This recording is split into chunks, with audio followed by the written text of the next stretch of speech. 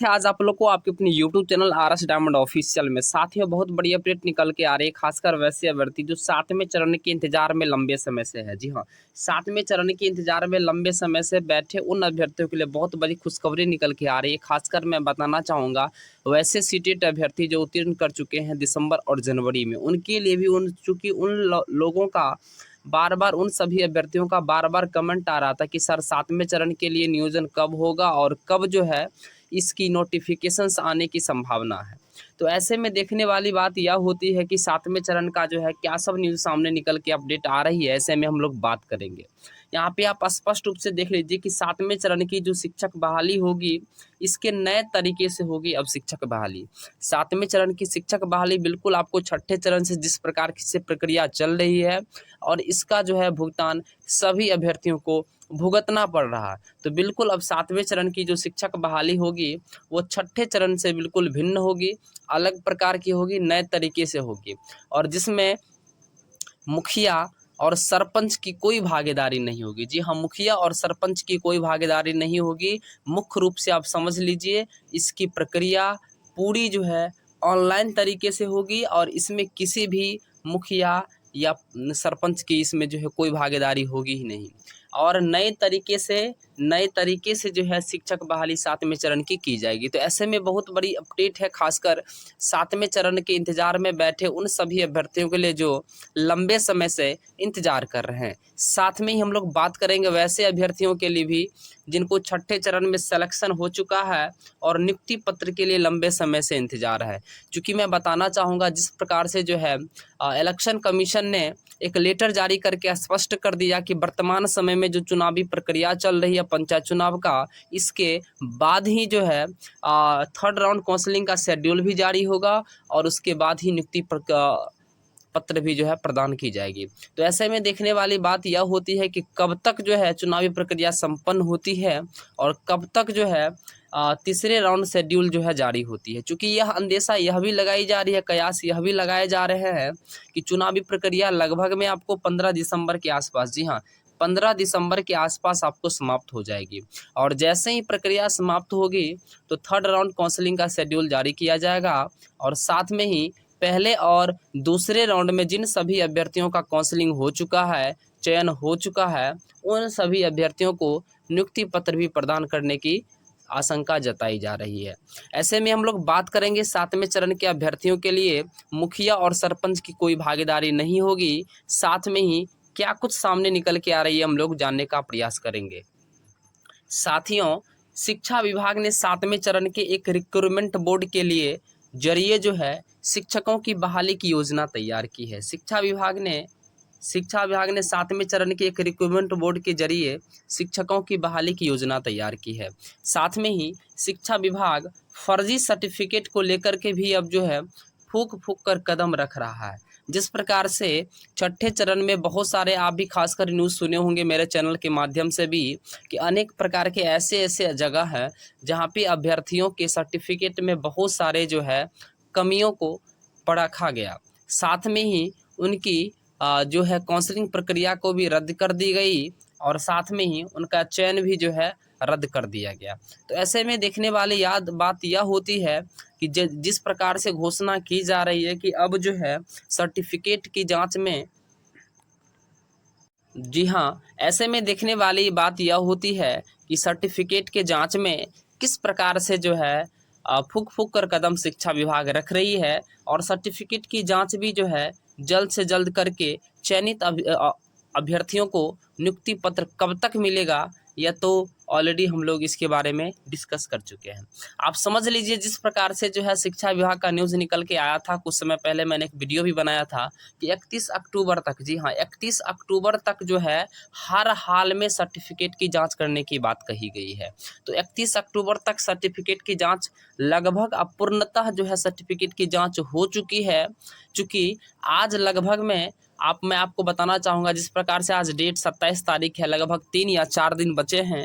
3-4 दिन के अंदर जो है इन शिक्षा विभाग को स्पष्ट कर देना होगा कि जो है सर्टिफिकेट की जांच प्रक्रिया चल रही थी यह पूर्ण हो चुकी है। साथ में ही हम लोग बात करते हैं कि बिहार में करीब जो है 1.25 लाख ऐसे प्राथमिक माध्यमिक शिक्षक की आवश्यकता है, प्राइमरी और सेकेंडरी टीचर की आवश्यकता है लगभग 1.25 लाख, और उच्च माध्यमिक शिक्षा व हायर सेकेंडरी एजुकेशन में जो है के नियोजन की प्रक्रिया वर्तमान में चल रही है। छठे चरण के नियोजन की इस प्रक्रिया के बाद 7वें चरण के लिए शिक्षा विभाग ने खास तैयारी की है। परेशानियों को देखते हुए शिक्षा विभाग ने 7वें चरण के से एक रिक्रूटमेंट बोर्ड के जरिए शिक्षकों की बहाली की जाएगी की योजना भी तैयार की है। मैं आपको बताना चाहूँगा जिस प्रकार से छठे चरण में इतनी सारी परेशानियां हो रही थी, अभ्यर्थियों के साथ साथ शिक्षा विभाग भी परेशानी में जूझ रहे थे, तो इन सभी को शिक्षा विभाग देखते हुए 7वें चरण के लिए बहुत ही स्पष्ट और नए तरीके से इसकी योजना तैयार की है कि 7वें चरण के लिए एक रिक्रूटमेंट बोर्ड की यहाँ पे जो है एक योजना तैयार किया जा रहा है, जिसके माध्यम से 7वें चरण की शिक्षक बहाली करने में आसानी होगी। तो ऐसे में देखने वाली बात यह होती है कि जिस प्रकार से शिक्षा विभाग बयान दे रही है और कह रही है, कितना तक यह सही उतरता है, कितने ज़मीन पर यह सही आता है। साथ में ही अभ्यर्थी सरकार से इस कदम का स्वागत भी कर रहे हैं, और लेकिन यह भी मांग कर रहे हैं कि पहले छठे चरण की काउंसलिंग शिक्षा विभाग जल्द से जल्द पूरी कराए। दरअसल जिस प्रकार से छठे चरण में 90,762, जी हाँ 90,762 प्राथमिक शिक्षक और 30,020 माध्यमिक उच्च माध्यमिक शिक्षकों के नियोजन की प्रक्रिया 2019 से ही चल रही है, लेकिन पंचायत चुनाव की वजह से प्राथमिक शिक्षकों का नियोजन मामला अभी अधर में लटका हुआ है। जिस प्रकार से पंचायत चुनाव वर्तमान में हो रही है, तो ऐसे में यह जानकारी आ रही है कि पंचायत चुनाव के बाद ही, चूंकि स्पष्ट भी शिक्षा विभाग भी ने कर दिया और इलेक्शन कमीशन ने भी लेटर जारी करके स्पष्ट कर दिया कि पंचायत चुनाव के बाद ही जो है इस प्रक्रिया को आगे बढ़ाई जाएगी। ऐसे में बहुत बड़ी अपडेट सामने निकल के आ रही है कि उन अभ्यर्थियों के लिए भी जो 7वें चरण के इंतजार में लंबे समय से थे, उन सभी अभ्यर्थियों को प्राथमिक शिक्षक नियोजन में भाग लेने का मौका मिलेगा। साथ में ही प्राथमिक शिक्षक नियोजन में 2 राउंड की जो काउंसलिंग हो चुकी है, जिनमें 38,000 अभ्यर्थियों का चयन छठे चरण में हो चुका है, वहीं प्राथमिक शिक्षकों के नियोजन की प्रक्रिया दिसंबर में पूरी होने की संभावना है। दिसंबर में तो संभव नहीं लग रहा, क्योंकि दिसंबर में जिस प्रकार से जो है 15 दिसंबर तक चुनाव ही होगी, तो 15 दिसंबर के बाद आप समझ लीजिए। जी हाँ, 2 राउंड की काउंसलिंग में बड़ी संख्या में फर्जी सर्टिफिकेट पर अभ्यर्थियों के चयन की पुष्टि शिक्षा विभाग द्वारा जांच में हुई, और कई जगहों पर चयनित सूची को रद्द भी करना पड़ा, क्योंकि जिस प्रकार से अभ्यर्थियों की सर्टिफिकेट में जो प्रॉब्लम क्रिएट हो रही थी, इसको देखते हुए शिक्षा विभाग ने क्या किया, उनके सर्टिफिकेट को रद्द कर दिया, उनके चयन को रद्द कर दिया, क्योंकि उनके सर्टिफिकेट में जो है शुद्धता नहीं पाई गई। शिक्षा विभाग फर्जी सर्टिफिकेट को लेकर अब फूक फूक कर कदम रख रही है। ऐसे यह भी घोषणा की गई है कि जब तक, जी हाँ, जब तक सभी सर्टिफिकेट की जांच नहीं होगी, तब तक चयनित अभ्यर्थियों को नियुक्ति पत्र नहीं मिलेगा। छठे चरण में, जी हाँ, छठे चरण में की काउंसलिंग के दौरान फर्जीवाड़े की शिकायत से परेशान शिक्षा विभाग अगले चरण में नए तरीके से शिक्षकों की बहाली की योजना बना रही है। शिक्षा विभाग 7वें चरण की बहाली जो होगी वो नए तरीके से होगी, इस योजना बना रही है। शिक्षा विभाग के अपर मुख्य सचिव खासकर संजय कुमार सर ने बताया कि अब नियोजन इकाई के लिए जिम्मे बहाली का काम नहीं होगा।